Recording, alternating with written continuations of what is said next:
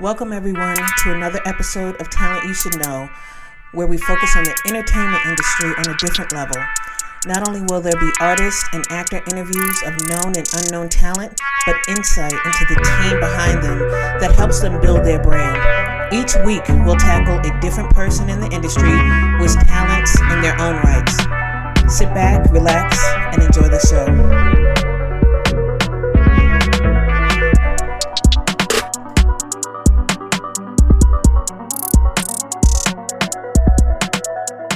Welcome, everyone, to another episode of Talent You Should Know with Zag. Today, we have RAab Stevenson. I'm so excited. Welcome to my show.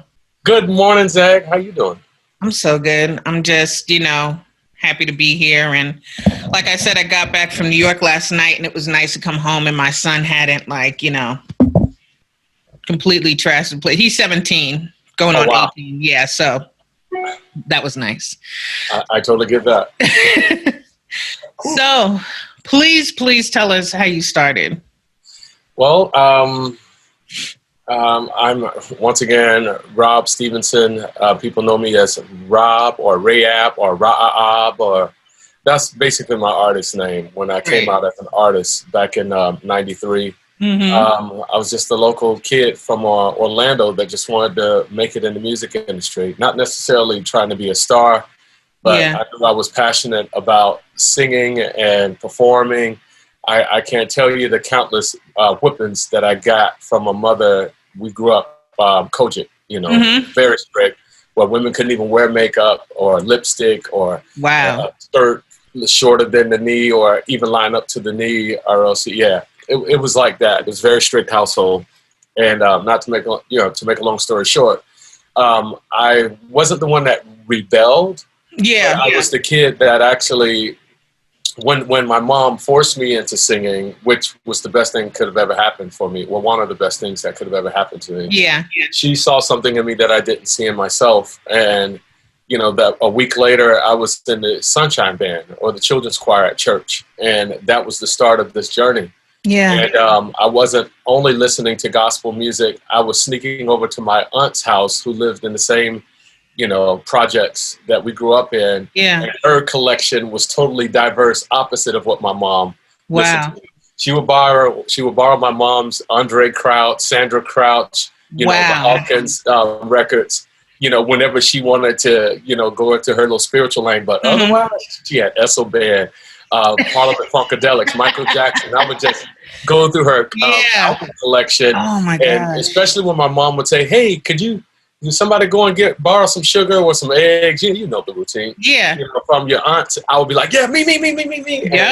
And I would actually run over there, and I was like, Auntie, just take your time. You mind if I look at your album 5 hours later. And then I was looking for that because my mom, she suspected, what is he doing at your house? And I was doing all of that. Just really curious. And then my mom she was an avid collector of stereo systems with boom, 10-inch woofers, 12-inch, 18-inch woofers. And I found myself going through bass music, which was Luther Campbell, Luke Skywalker, which wasn't the stuff to play at that time. I didn't know any better. I just knew my mom had a great sound system, and I would pump it.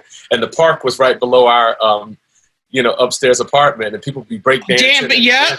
And Mama would come home and catch me doing it. My friends would try and tell me, your mom was home, but the music was too loud. I went over that. But to make a long story short, my love and passion for music just crossed all genres. And not just gospel, but, pop. And then at that time, when they were starting to play, R&B, not just on the AM station, we had a local station, that developed called 102 Jams, and they started playing some songs on the FM station. So the quality of listening to urban music became, such a huge impact. And so my journey of watching New Edition and then their choreographer, I would see him in the videos, but I just never knew who he was, but I knew he was important.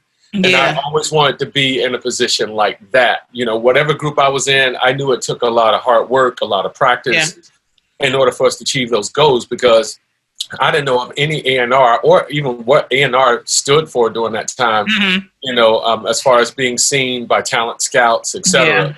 And so at that point, I winded up performing in high school talent shows, pep rallies and stuff like that. And I remember I wasn't allowed to go to those things. My mom wouldn't allow me to do those. And I would try and sneak off to some, and she would always find out that I was there. Yeah. It was so funny. I remember an incident when we went over to my dad's place for the weekend, and they had this thing at Lake Eola Park where they were bringing all these bands that would perform in this little shell at Lake Eola Park. And my mom said, y'all are not allowed to go over there. And of course, when we're with my dad, y'all do what your dad say you do over here. My dad let me go. Right. And why was I on the 6 o'clock news on the front row watching these bands just jamming? See? And I got a whipping over that too. Yeah. So. Man. But, yeah, but it was worth the sacrifice. I couldn't help who I was or what I was driven to become, as an artist. And later on, I got a record deal with, I don't know if you remember, Jack the Rapper music convention that used to be held in Atlanta. Well, his grandson, they didn't just start a record label. They started a management company to shop me to record labels. Wow. And then after we did the first single, they winded up using that first single and starting their own record label, which is called Rip It Records. And I was the first artist on that label. And that's how we came about putting out the single Foreplay and the album You're the One, and it's funny, off of that same album, it's so funny, I went through this period where I just I guess I hid a lot of that stuff in my long, short-term memory, and just kind of, put it in a vault, because it just didn't turn out the way I thought it would turn out. But off that same album, we did a remix of a Terry Pendergrass song called Close the Door. And DJ Khaled, he was, that was his first placement on the record. Mm-hmm. He was 16, 17 years old at that time. And when we had my album release party, him and DJ Nasty, his DJ, they had produced records together and worked at a radio station together for the mix shows and stuff like that. And they still, DJ Nasty, he still does that as well.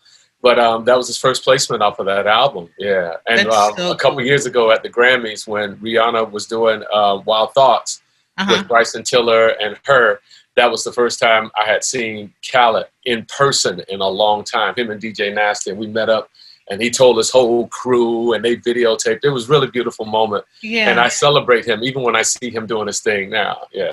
But that's how I basically got in, Rip It Records. And then that led into me working with a group that I looked up to, the former members of this group during the New Jack Swing era called Basic Black. Right. The lead vocalist, Daryl Adams, who I highly looked up to as a vocalist. And then Walter Scott, who was the producer, and the artist Joe. We were all supposed to do this group called 911, but Island wouldn't let Joe do it if they couldn't have the project. And my record company had the project, so he couldn't move forward on it. And we did. And we had a single called Cutie, which had A+ from Rex in Effect, rapping on it. The video was shot in New York, and then that was that. And then that didn't kind of work out. And then Teddy winded up picking up the group. I winded up leaving the group and just pretty much left the industry as a whole at that time. I was just extremely frustrated. The things that I was expecting out of the industry, and not just to be rich, but to take care of my children. I had kids at an early age. And is that why you went more behind the scenes after that? No, it wasn't how I went behind the scenes. I just walked away from the industry. Wow. I stopped singing. I just let it go. And I went back to school to become a school teacher. And there was a lot of psychology classes. I love working with kids. And I saw that the most trouble kids happened in middle school, where they would rebel. You know what I'm saying? Yeah. A lot of times if they got off track, it was there. Where if you didn't get them on track, they would not make it in high school and then on. And so I wanted to really work with those kids. Right. And during that time, I got a call from Daryl from 911, who was working as an in-house producer at Future with Teddy Riley and, Pharrell, all of them up there. And he had gotten called to a meeting at the studio with Justin Timberlake when Pharrell and Chad, they were mixing his album, and the engineer was a guy named Serban, who who Daryl had built a great relationship with, and Justin was looking for 2 male vocalists to go on tour with him, and he called Daryl down. And then Daryl called me when Justin asked him to find the other singer, but I wasn't even thinking about it. I was like at a point where I was frustrated. I had rededicated my life to Christ. I asked God to become my manager, you know, because everything I did, I was screwing it up. I was messing it up. And at that point, which was crazy, Daryl called me and asked me to be the background vocalist with him. Right. At that point. And I was like, okay, is this you, God? Or is this, you know, if it's not you, let me know. And I went and spoke with my pastor, and I just knew he was going to give me a flat out, no, you can't go. And it was the opposite response. He was like, yo, when do I get tickets?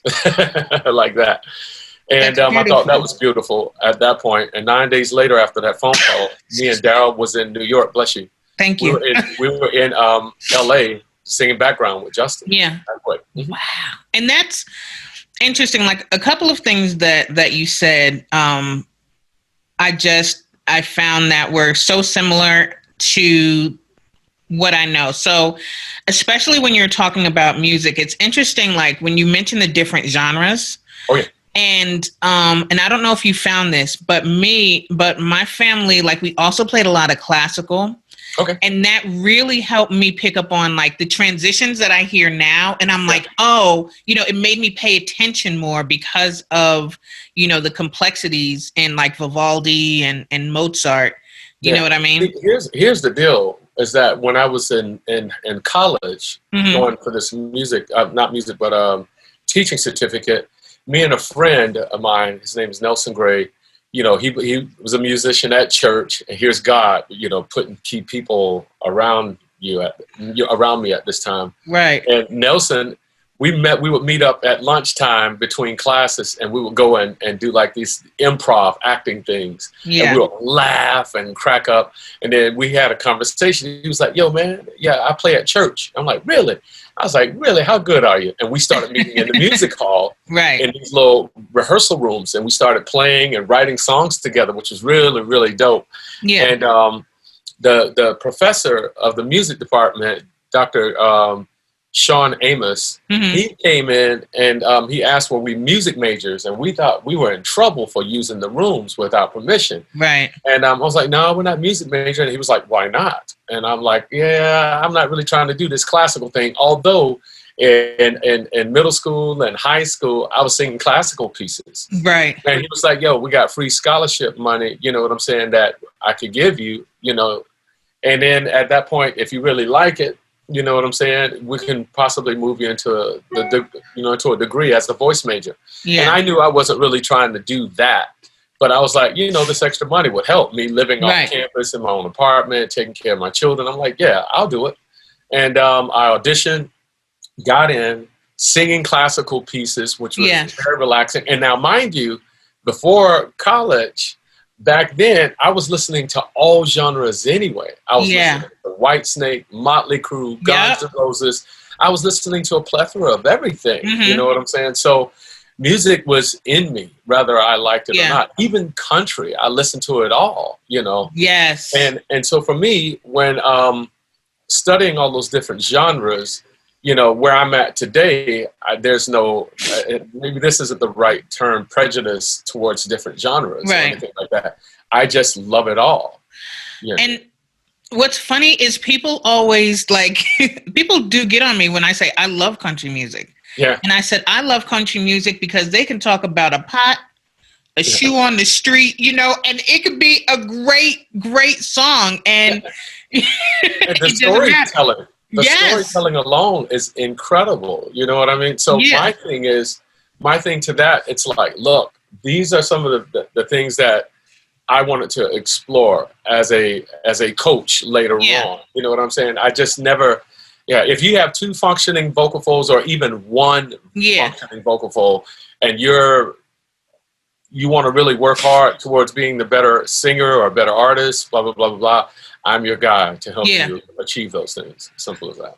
So what is the difference between, as you mentioned, vocal coaching and vocal arranging?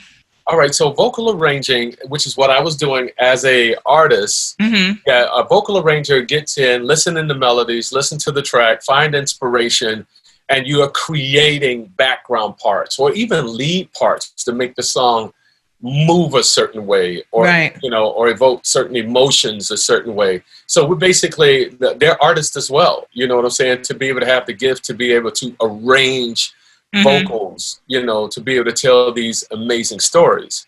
Now, as a vocal producer, I can't speak for no one else but myself, but when vocal producing, I realized that singers were having challenges, especially in certain areas of their voice, when it was time to sing certain notes. Right. And I knew that they struggled in those areas, and I didn't know how to fix it.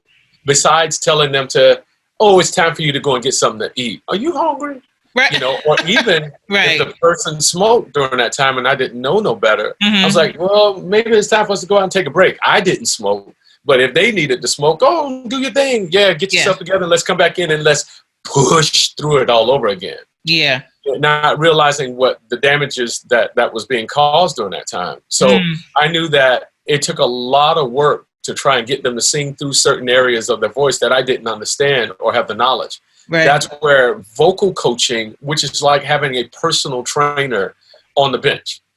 So in basketball, the trainers sit behind the bench. So if anything happens with the player, you know what I'm saying, twist the ankle, roll that, pull a hamstring, does whatever, they pull them off the bench, take them to the back, do some stretching.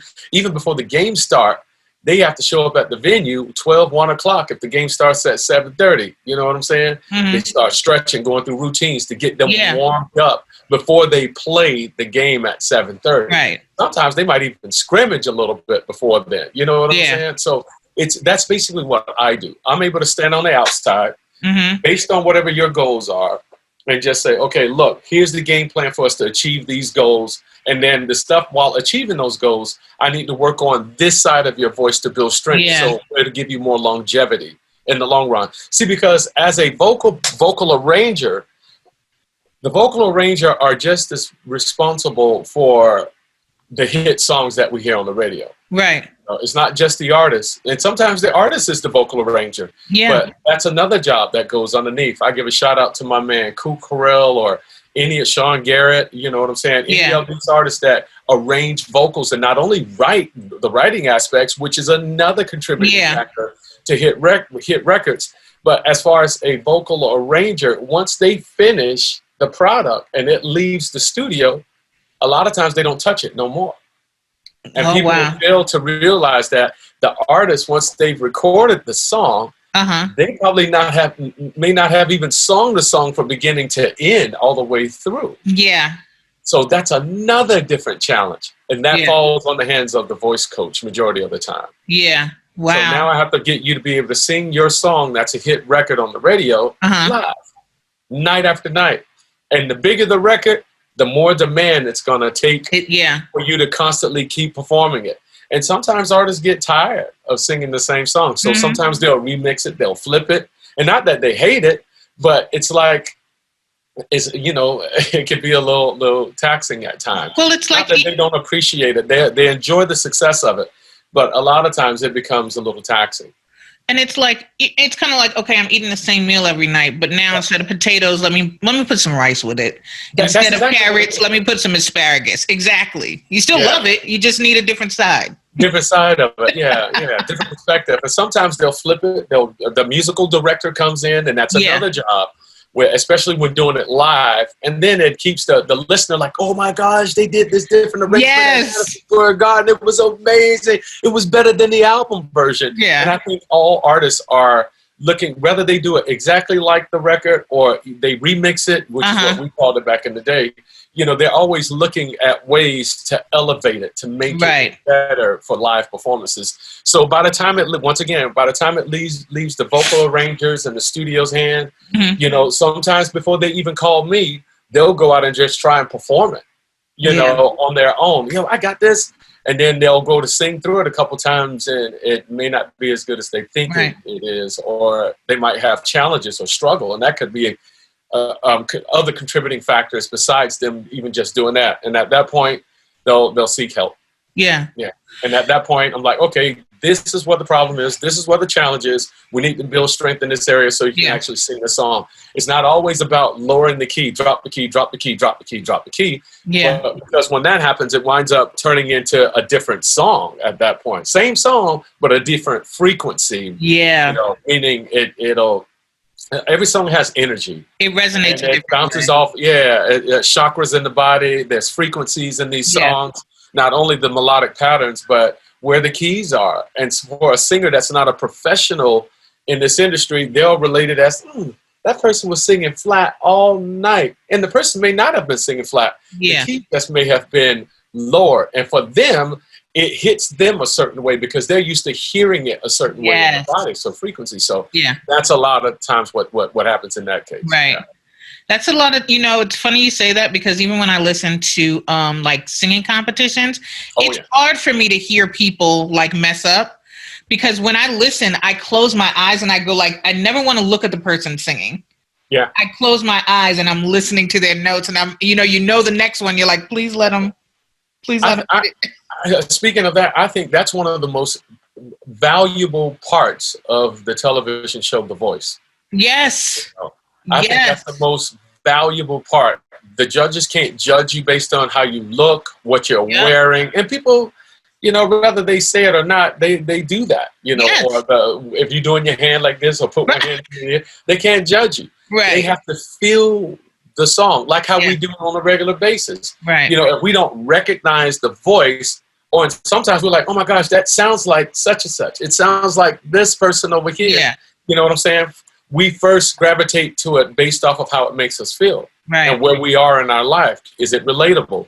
You know, did I believe them when they were singing the song? That's why when you close your eyes or when the seat is turned around like this and they wait until it gets to the chorus, they go, then they get surprised like, oh my gosh, you are not what I thought you were going to look like. You know what I'm saying? Which is the judgment. Yeah. But we all connect with it based on how we feel. So I agree. So now you work with a wide range of artists, right? Do you have to do you coach them according to the genre of music that they're singing and whether they're a soloist or a group, or how does that work out? Well, if it's a group or a solo artist, every individual has specific needs. Yeah. Each one of them do. And I'll do things with them as a group, as a whole, for blending purposes, harmonization, and all types of other things. But each one has specific tendencies, specific needs. And I have to pull each one to the side and work on different things. You know what I'm saying? So let's say, for instance, you know, of course, you know, most coaches would say, oh, you got a group? I have to charge you by the person. Right. And for me, I'm like, man, if I'm already out and you're charging my day rate, let me take care of everybody. Right. You know what I'm saying? Because it's only going to make this gig last longer. It's going to be better and beneficial for them. And then just the love that I'm going to dump out with the artists, you know, and their background singers or whoever, you know, hopefully they respect that. And then a lot of times they're the ones that wind up going off telling everybody else, yo, this dude worked with me. He didn't charge me a thing. Or did he charge the label? No, I just charged one person in that case. Because I'm there and I'm used to working anywhere from 8 to 10-hour days, sometimes 12-hour days.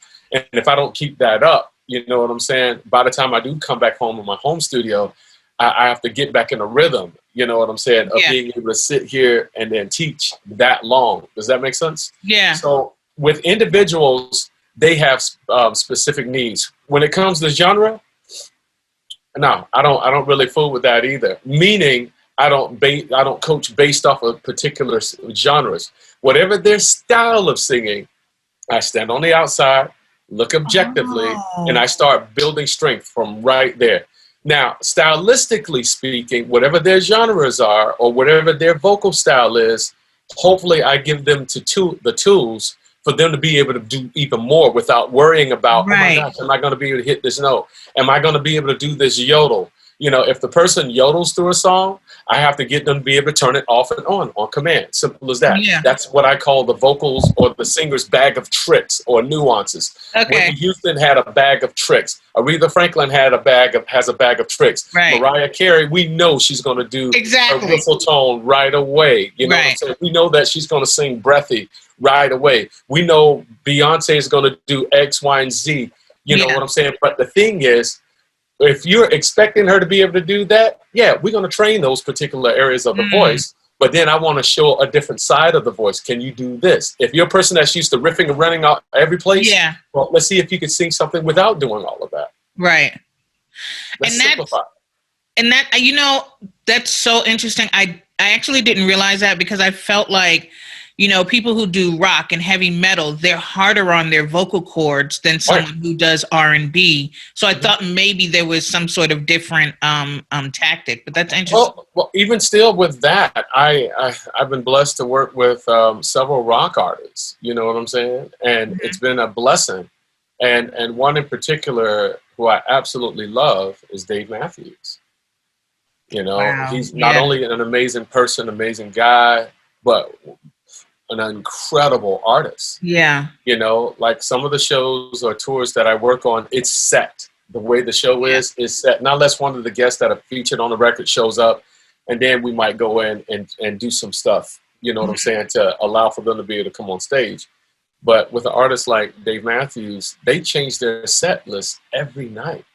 Wow. So you get a different show every night. Wow. Every night. It's never the same. Yeah, for 28, well, now, 30 years? Yeah. 29, 30, approaching 30 years. Well, with the exception of all missed out last year. But listen to what I'm saying. That's a hard feat. And we're not talking about an hour and a half show. We're talking 2.5 to 3 hours minimum. Every night. Yeah. That's how I take my job. I have to be able to take the singer and not say, okay, you can't sing this song tonight. No, you can't sing that song tonight because your voice ain't there. No, my goal is to make sure that whatever song they pull out of that set list, they can handle anything. Yeah. With no doubts. Or feeling like, oh my gosh, I hope I get lucky tonight to hit this note.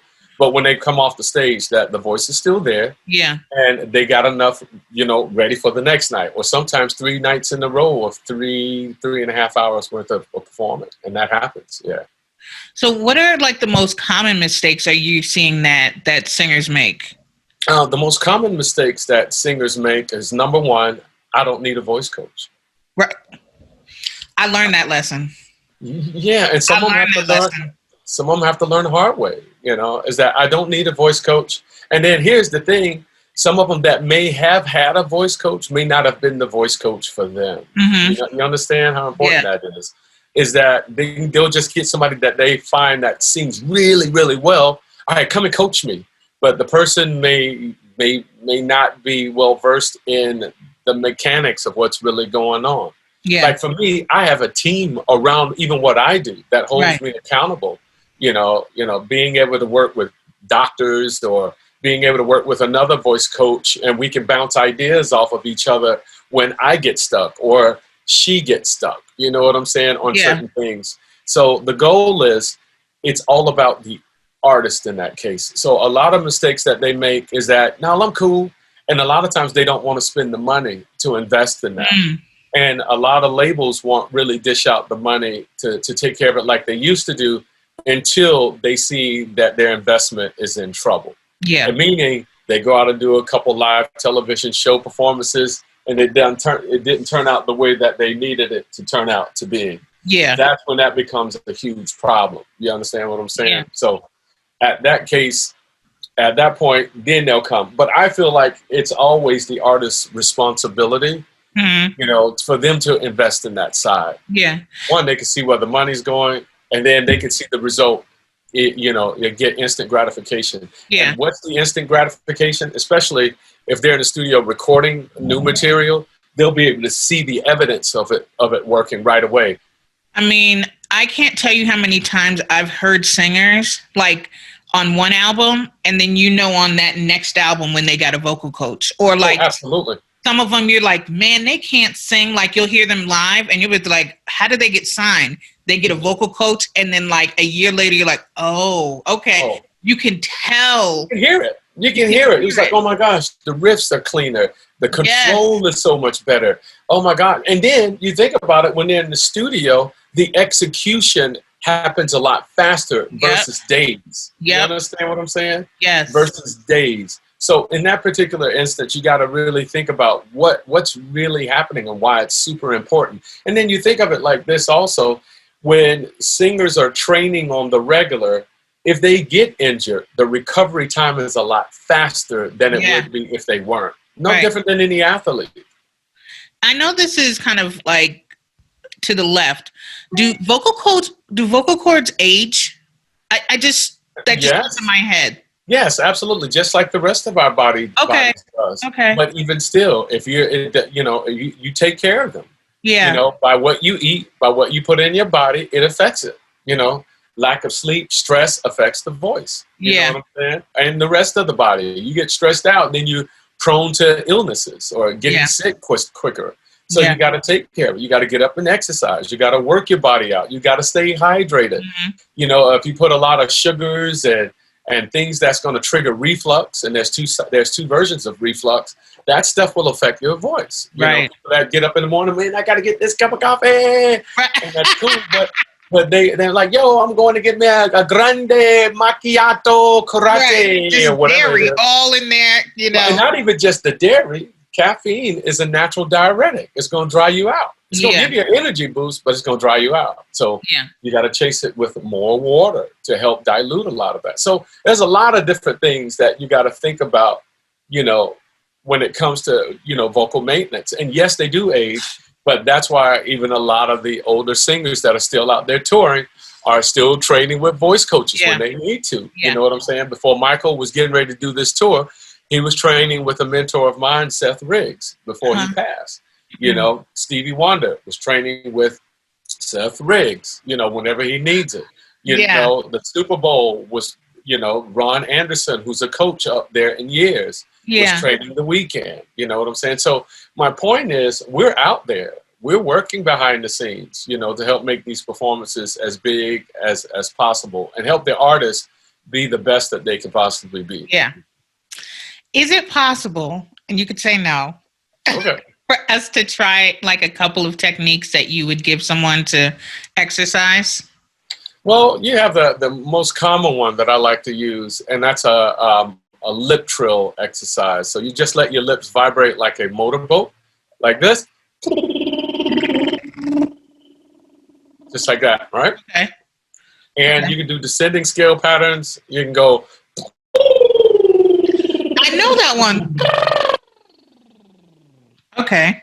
Yeah. So now when you descend, and this is my little trick to help elongate the vocal tract, is that the base of the tongue slowly goes down when you're descending, like you're going into a slow yawn and singing at the same time. So I don't know if you can see like my Adam's apple, right? But watch.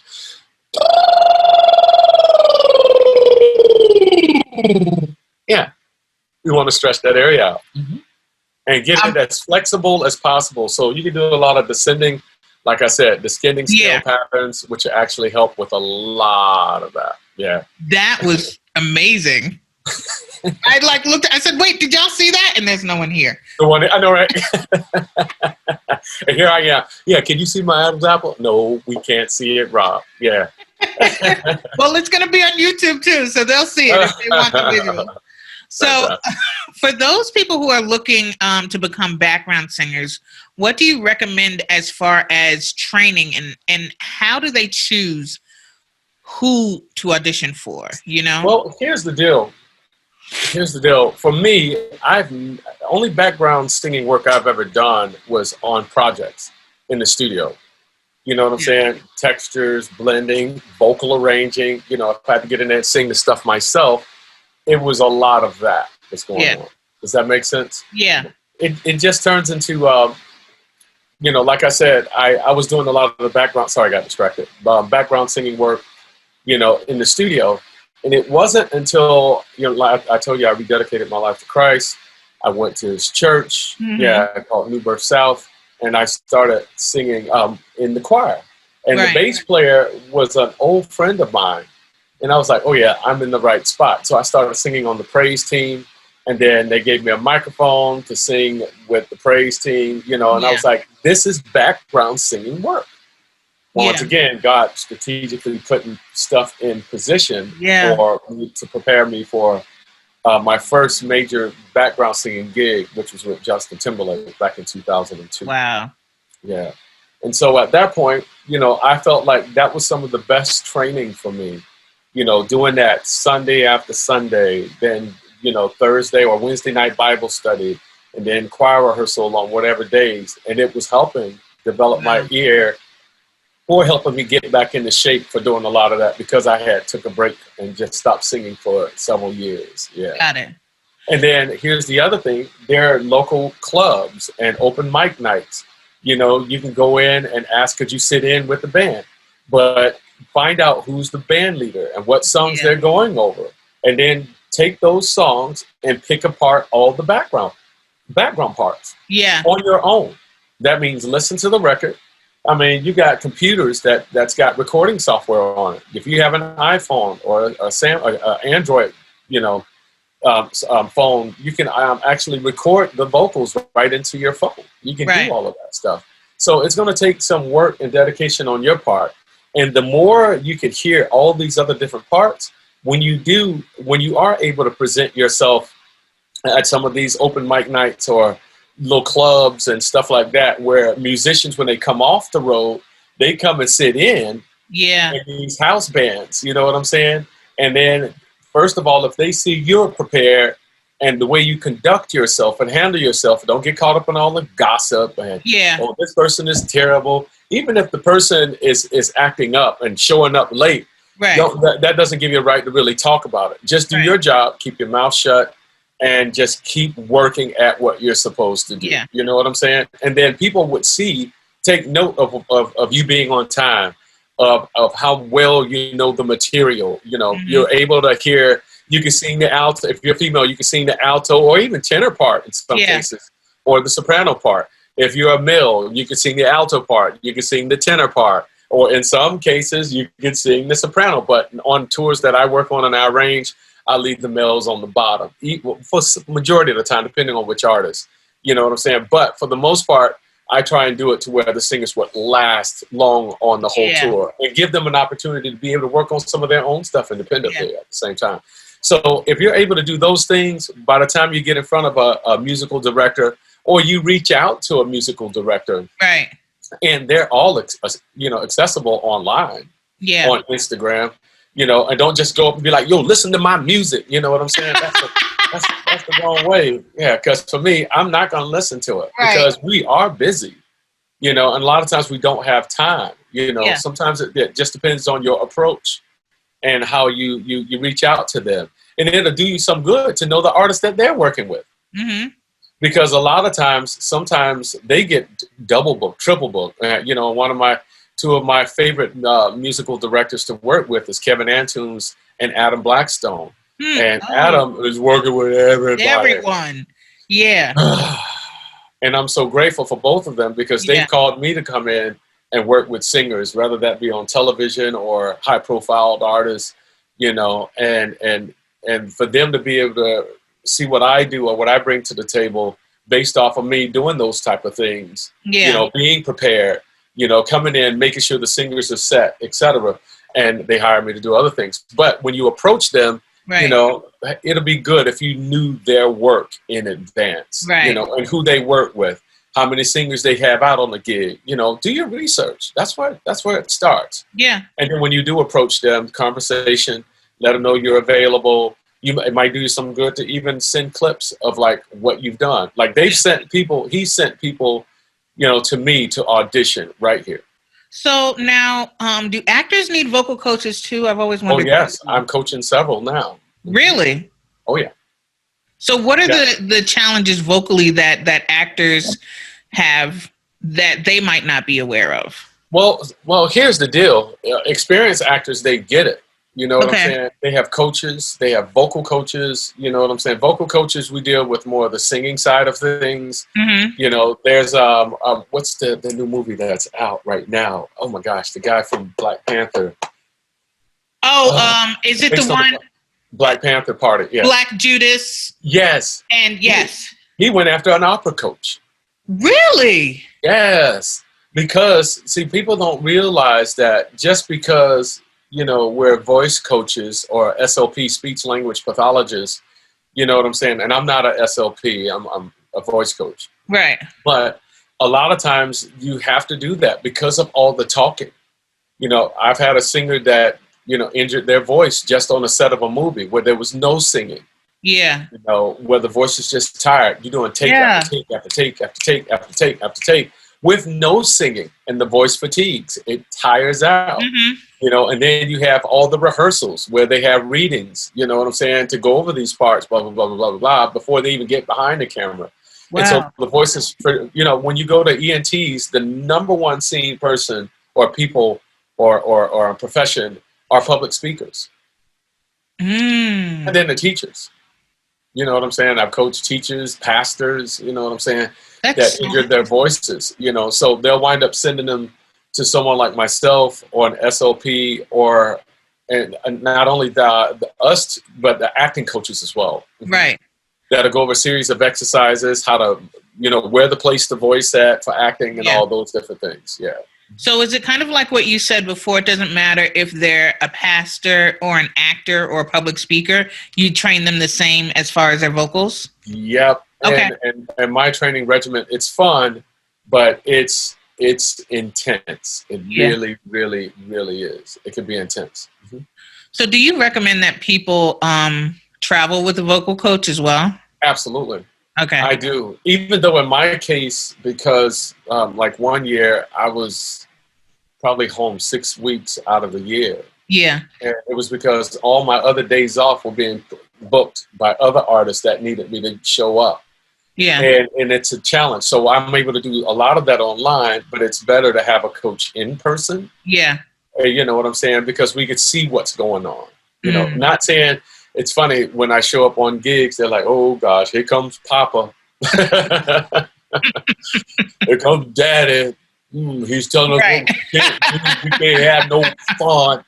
And that's totally not my approach. My thing is, look, yes, you guys are going to want to celebrate and you should have a little fun. You know what I'm saying? But at what cost? Yeah.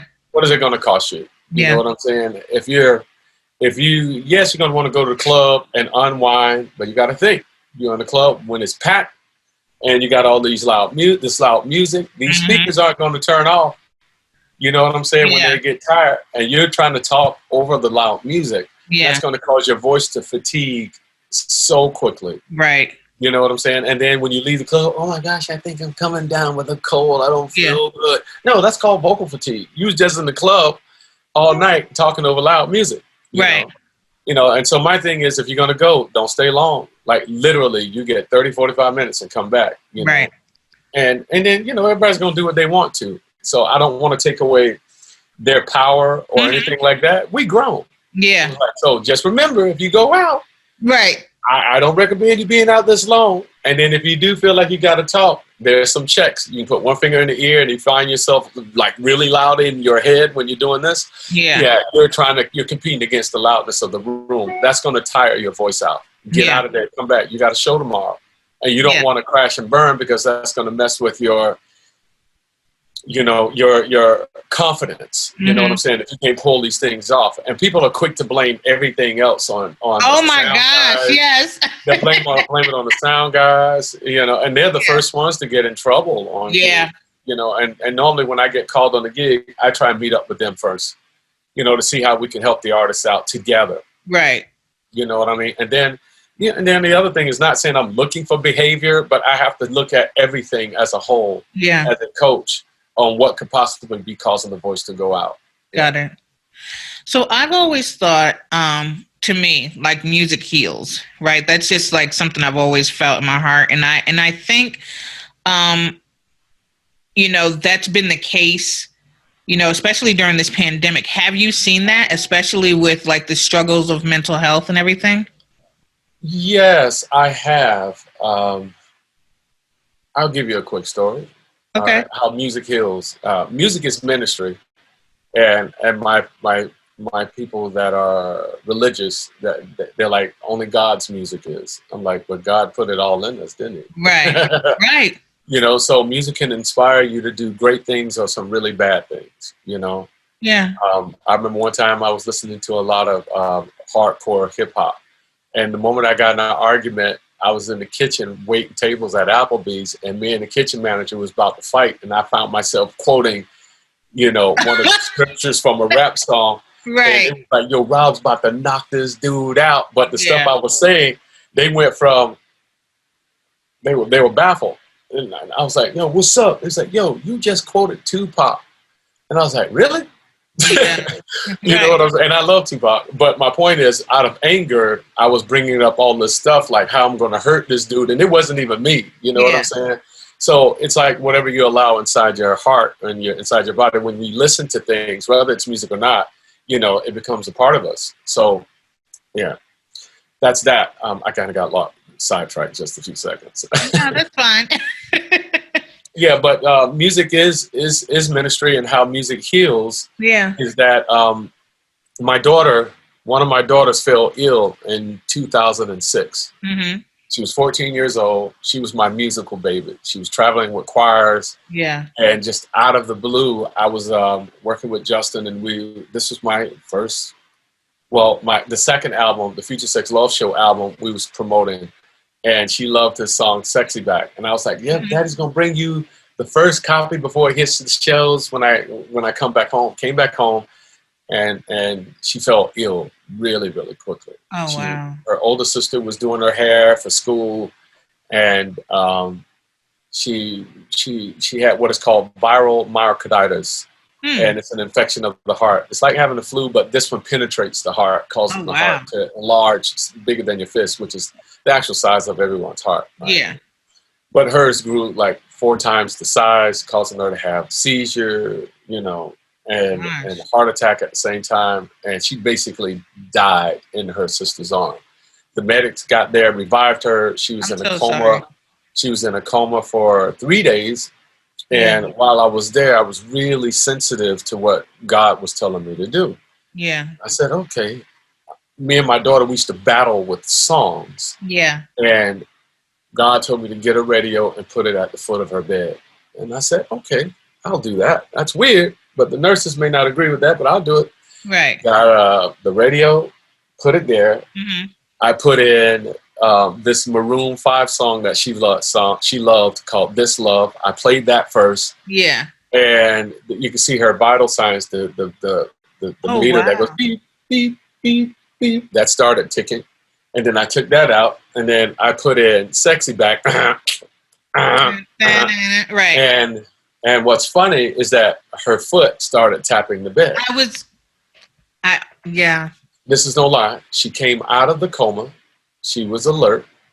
Tubes in her mouth so she couldn't talk or speak to us. And at that point, I ran and grabbed her mom out the lobby, you know, in the waiting room, and brought her in to see her. And it helped bring her back. Now, we lost her 27 days later.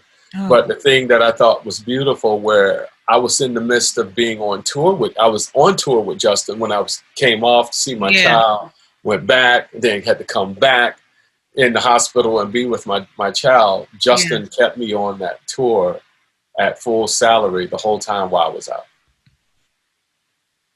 Wow. The whole time. And in the program, the tour booklet, I still have it. The tour booklet, he dedicated the whole Future Sex Love Show tour to my daughter and to his voice coach who died earlier that year. Yeah. And then I became Justin's voice coach at that point. Listen, hold on. Yeah. God did that. Yeah. Well, I'm sorry for your loss, but I'm glad that, you know, at least, you know, you had more time than you guys expected, right? Oh, yeah, absolutely. Yeah, absolutely. All right. Get my life together. Sorry about that. Yeah. No. When people talk about music healing, oh, yeah, I've seen some amazing things with music healing. I think, like, during the pandemic, a lot of people that really, you know, wasn't really dealing with mental health, you know, we had to see we're seeing a lot of it because Yeah. they can't go out and perform and go out and do their things. So they had to do other things to try and work through it. Yeah. So I feel like once we come out of this and we're able to have large gatherings together, we're going to have a plethora of really good music. Yeah. Really, Yeah. you know, I know all of my clients are working on new material, and I'm very happy. I'm super excited. I won't say which ones, but Yes. I just said all of them, didn't I? But I'm really happy about them because that's another way of them expressing, you know, what they're going through, or Right. songs, or they weren't even trying to work on a new album until this allowed it some time Right. for them to be able to do those things. So I'm very, very excited. And I know, like Club Quarantine, and I've said this many a times, like, I'm like, DJ, you know, D Nice, he saved my life. People don't realize, you know, Music. when you're stuck, Yeah, music. to bring you out. Especially in a lot of places where clubs aren't really open. You know what I mean? Yeah. So tell me a little bit about Kamar Productions, and when did that start, and what is the focus? Kamar Productions is my production company. You know, I said we were going to do like film, but we haven't had time to do any of that. You know? Yeah. And we do vocal production, you know, meaning arranging vocals for artists, you know, arrangements on their albums, writing, you know, and I have several producers that I send work out to like that, you know, that's a part of, and not necessarily a part of Kamar Productions, but we've done it under Kamar Productions as well. And like, for instance, like Dirty Grandpa, we were able to do some stuff on that movie with Robert De Niro, Zac Efron, Julianne Hough, Zoe Deutsch. We were able to work on that. We were able to do like choir arranging for the Oh My My album with One Republic and Ryan Tedder, who I also voice coach. Well, we got to do 2 songs on that album and do a record with an artist that he works with by the name of Birdie. Last year, got to arrange vocals for the Sigma Oasis album by legendary rock group Fish. Yeah, so we got to arrange vocals on the whole album, and I even got to sing background vocals on several of those records as well, or singles as well. So, you know, Kamar Productions is a lot of things, and Kamar came from one of my daughter's names spelled backwards. Yeah, her name is Demik. She's a designer. I'm super proud of her. Graduated from Grambling University, and her sister graduated but went back to nursing school there right now. And so I'm really proud of her. But I just wanted to have some meaning behind it. So I named the company Kamar Productions after Demik. So how did you come up with Voice Tutor then?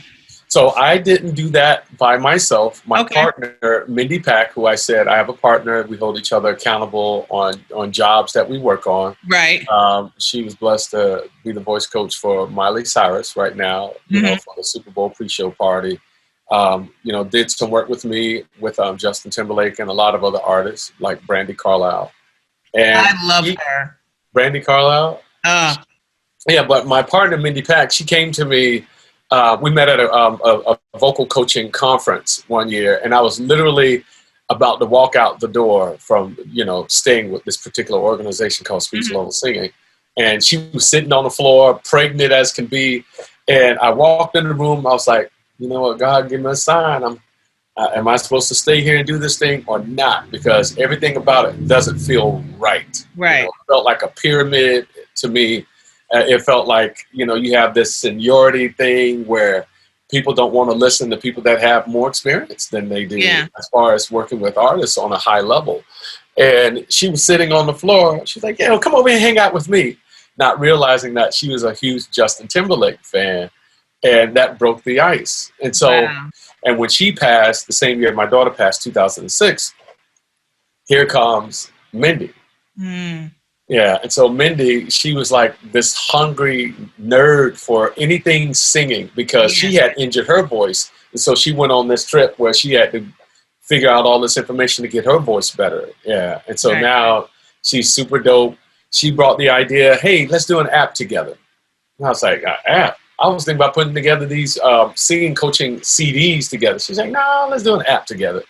And at that point, she came up with Voice Tutor, and then we put together all this content in there for it. It was an app for vocal warm-ups, having a voice coach in your pocket, and it wasn't until 3 or 4 years ago we were in the middle of a massive update dealing with, vocal injuries, how to hear it, signs of it, a list of doctors to have in there to where you can reach out, contact their offices directly through the app that we partner with, to help you go and find out more things about your voice, to help get you better quickly, and hopefully lead you to a voice coach within our network, people that we trust. We stand by their technique, and not only their technique, but their morals and values, you know what I'm saying, as far as protecting, the artist.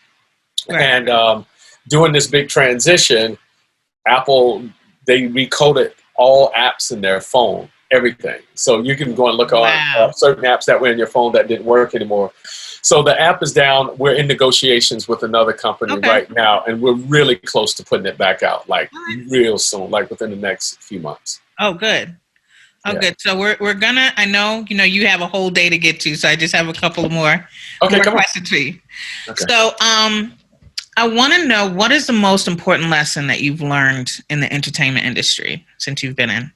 As a voice coach? Yeah. As a voice coach, the most important thing that I've learned is that when an artist calls you or calls me, I come in with a lot of love. Being an artist, I know what it feels like to be broken. And not saying that they're broken or something's broke with their voice, but I don't come in with a lot of judgment right away. They're already defeated in some cases. And what I mean by that, maybe defeat is too strong of a word, but a lot of times when artists go without having someone that they can trust with their voice, they start singing in what I call survival mode, by any means necessary to get the notes out, even if it risks injury. Wow. You know what I'm saying? And night after night, and sometimes having to cancel shows, and then seeing the look on management's eyes like, oh my gosh, we're not sure if they're going to make it. And for me, when the artist comes in, it's a trust thing. Yeah. When I say trust, one, I have to get results almost immediately. I have to let them know that this is where the problem is. It's going to feel really weird when I ask you to sing this way on this particular song, but I need to talk to the sound guys and let them know the areas of this particular song, when this shows up in the set list, you're going to have to ride the gain or ride the fader just a little bit, because I don't want them singing hard, because they don't have to anymore. It starts with that. And then after they see the results of that happening, the trust sets in. This dude knows what he's talking about. He's singing from experience. And not only that, I have to work on my voice too, because I got to demonstrate this stuff. Yeah. And if they see if they see that I'm able to demonstrate what I'm asking them to do, their confidence meter in me starts to go up even higher. Yeah. At that particular point. So my thing is, I've learned in this industry, once again, that I have to come in with a lot of love. I have to get results really fast. I have to come up with a game plan that they'll trust, that's going to help get them there quicker. And when they report back to me, hey, I had a studio session last night. I can't wait for you to hear this song. Oh my gosh. And for me on the inside, I'm jumping with so much joy, such happiness. They play it for me. I go over the areas that we've been working on in their voice, and then we celebrate together. We rejoice together. Now, the other thing I also learned by working in this industry is that everybody's different. Yeah. Everybody's approach to why am I needed and why am I not needed is going to be different. You know what I'm saying? So the agenda is always on the artist. Yeah. You need a voice coach, and not any voice coach, but you need a voice coach that's going to love your voice and take care of it and make sure you take care of it and hold you accountable, versus that. And then the rest is history. You know what I'm saying? And that's the biggest thing. If I can build a relationship with a label and they get that, we're in a good space. Right. A lot of times labels don't really get it until, like I said, their investment is in trouble. I've seen this, and I don't know if this is a technique or not, but a lot of times when I see established artists performing in in concerts or on these music shows. Okay. They'll go through a lot of their songs, but then towards the end, when it's songs that they'll do the songs that the audience is familiar with, and they do this. Well, is that helping their voice, or is that just crowd participation? It's crowd. Majority of the time, it's crowd participation. Okay. Now, if they're doing it more so than they are singing the record, we got a problem. Right. We got a problem. And for me, a lot of times, if it's a chorus that they're supposed to be singing, a lot of times, and once again, I'm taking notes on that. Got it. You know, I'm taking notes on that. Okay. And then I'll ask them, why are you doing that? Yeah. Why won't you just sing the hook? They paid this, you do this, you know. And don't get me wrong, there's some places I've been on stage with artists, and when the crowd sings every single song, every lyric from beginning to end at the top of their lungs, it's something magical about it. You know what I'm saying? And those endorphins that release in the brain during that time, that gives the artist a high, just like the same high they would get under doing drugs, which is crazy. You know what I'm saying? It's a magical experience. It's a high that you just really can't comprehend until you're on the stage seeing that. So I get some of that, you know, when those chants, and you expect the crowd to shout back some of that. Got it. So if someone wants to work with you, what is important? You know, what do they need to do? What do they need to bring to the table? Or they have to be serious. Okay. For one, because I'm not going to treat them any different than I would work with a high profile client. Got it. In fact, it's an advantage for them. Yeah. Because especially if it's a new artist aspiring, a lot of times I don't do any major advertising or anything like that, you know. But what I do is let the work speak for itself. So when they see one of my clients performing, that's when people get on the web to find out who is such and such voice coach. Right. Who's Brandi's voice coach, you know, who's Rihanna's voice coach, who is this, who's that, you know what I'm saying? And then we'll get the phone calls right away or emails. So when they come to me, by me working with the people that they're aspiring to be like, they're going to get the same hard work, loving coach. Yeah. But you got to bring to the table hard work. I can't teach you hard work. That's got to be built on the inside of you. Yeah. Because when I'm working with you, I'm going to give you assignment. You know what I'm saying? You have to practice. You have to listen to the training session. And then after you've listened to it, then go back and do the exercises. Yeah. Do not sing along with it while you're listening to it. Just listen first. Write down when we start vocalizing, the times, the start time, break time, start time, break time. And then after you listen to it, because there's a lot you can learn from when you're listening, then go back and do the exercises. Yeah. Just like that. And you do that daily. And then the next week when you come in, it should feel like you're getting an upgrade. That's what I do as a coach. I'm like, the vowel is just slightly off here. Let's move it in this way. Then stylistically, you can creep back out there. And the moment you start feeling fatigued, then you can bring it right back in. Yeah, just like that. And then they're like, oh my gosh, I didn't get it. And then next week, it's like another upgrade. And then some lessons become like, oh my gosh, this was amazing. It was so easy. And then we jump into songs. And then they're like, oh my gosh, this song used to be so challenging for me. Da da da da da da. Or I'll give them specific songs that work in the area that they have challenges in. And then we overcome it. And they're like, oh my gosh, this is so dope. And then we're having fun the whole time. But if they're not serious, I'm not your guy. Yeah. I mean that on so many levels. Yeah. If you're not focused and you're not willing to work, don't call me if you're not willing to put in work. Because that's what I expect. And I should not want it more than you do. Thank you so much. Thank you. So, I mean, I can't even explain how much this meant. So can you please tell people where they can find you, reach you, any information? Yeah, so you can find us at www.kamarproductions.com. On the website, you can get in contact with my assistant, who's also my wife, Chantel Stevenson, for scheduling. And if you're really ready to work, not trying to come in here, I got to be the star. Right. Yeah. I'm not about that. I think if you put in the work, the world will see your light shine really bright if you're willing to put in the hard work. And we see that across the board with certain athletes, Michael Jordan, for instance, who got kicked off of his high school basketball team. Right, yep. And he could have quit. But instead, I'm sure his dad and his brother got him with other trainers and pushed him even harder. That's what I do.